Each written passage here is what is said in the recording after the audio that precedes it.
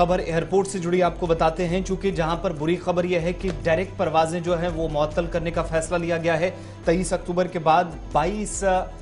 2022 में अप्रैल के महीने में यह फैसला होता है और विद इन 5-6 महीने के दौरान चीजें खत्म हो जाती है। लेकिन अब जाकर श्रीनगर एयरपोर्ट पर जो मुसाफिर पहुंचते हैं उनके लिए थोड़ी सी राहत की खबर यह है कि वो अब दिन के मुकाबले रात में भी ज्यादा परवाजों के जरिए अब वो श्रीनगर या श्रीनगर से बाहर आसानी से सफर कर सकते हैं। चूंकि मरकज ने चंद माह कबल जो अहम एयरपोर्ट श्रीनगर हवाई अड्डे को भी करार दिया था, उस लिस्ट में शामिल किया था, तो उस वक्त कहा था कि श्रीनगर हवाई अड्डे पर नाइट पार्किंग की सहूलियात का आगाज होना चाहिए। बहुत सारी परवाजों की जो कंपनियां हैं जिनमें गो फर्स्ट एयर भी थी, उनकी तरफ से भी ये मुतलका हुकाम से कहा गया था कि वो रात के वक्त में परवाजें चलाना तो चाहते हैं, लेकिन उन्हें इजाजत इस बात की चाहिए कि क्या वो रात के वक्त में श्रीनगर एयरपोर्ट पर पहुंचने के बाद यहां स्टे कर सकेंगे और सुबह अगर जल्दी के वक्त में वो निकलना चाहे तो क्या ये फैसिलिटी उन्हें प्रोवाइड की जाएगी। तो अब बिलाखिर ये फैसला लिया गया है, जहां पर श्रीनगर हवाई अड्डे पर आज का दिन अहम है, जहां एक तरफ बराह रास्त शारजा जाने वाली परवाजों को रोका गया, लेकिन नाइट पार्किंग की जो सहूलत थी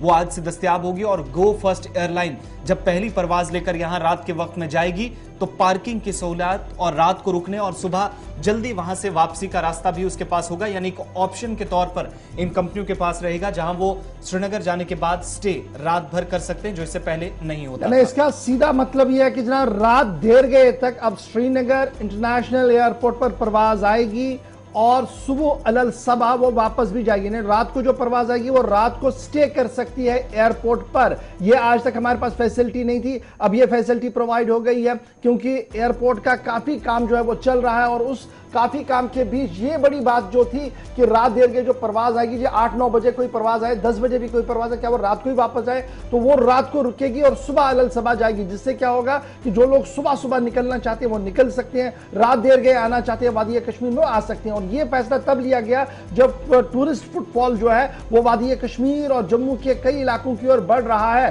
तो ये फैसिलिटी आने से कहीं ना कहीं सूरत हाल मजीद बेहतर हो सकती है। जैसे मैंने आपको पहले ही कहा था कि मरकजी हुकूमत ने नवंबर लास्ट ईयर में श्रीनगर इंटरनेशनल एयरपोर्ट को डिक्लेयर किया था जी मेजर एयरपोर्ट के तौर पर। ये उसके जो एक्सरसाइज पावर किया गया था section 1 sub section 2 airport economic regulatory authority of India act 2008 के तहत, और फिर नोटिफिकेशन एक बाज़ाब्ता तौर पर जारी किया गया था जिसके तहत डिक्लेयर किया गया एयरपोर्ट श्रीनगर को मेजर एयरपोर्ट यानी अहम एयरपोर्ट। और उसी का यह नतीजा है कि पहले हमने देखा कि चार्टर फ्लाइट्स और हेलीकॉप्टर्स को नाइट पार्किंग की फैसिलिटी दे दी गई और उसमें यह कहा गया कि आप 50% आपकी रियायत होगी, यानी कंसेशन आपको 50% दिया जाएगा। और आज का दिन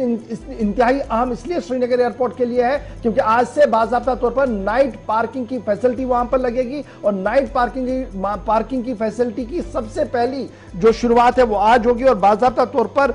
निजी कंपनी ने जो दरख्वास्त दी थी उस दरख्वास्त को मान लिया गया है और आज से बाज़ाब्ता तौर पर ये फैसिलिटी वहां पर शुरू होगी। और माना जा रहा है कि इससे कहीं ना कहीं फायदा होगा जी सयाहत को। अब ये सिर्फ सयाहत के शोबे को अगर आप छोड़ देंगे, उसके बाद बगैर भी जम्मू कश्मीर के जो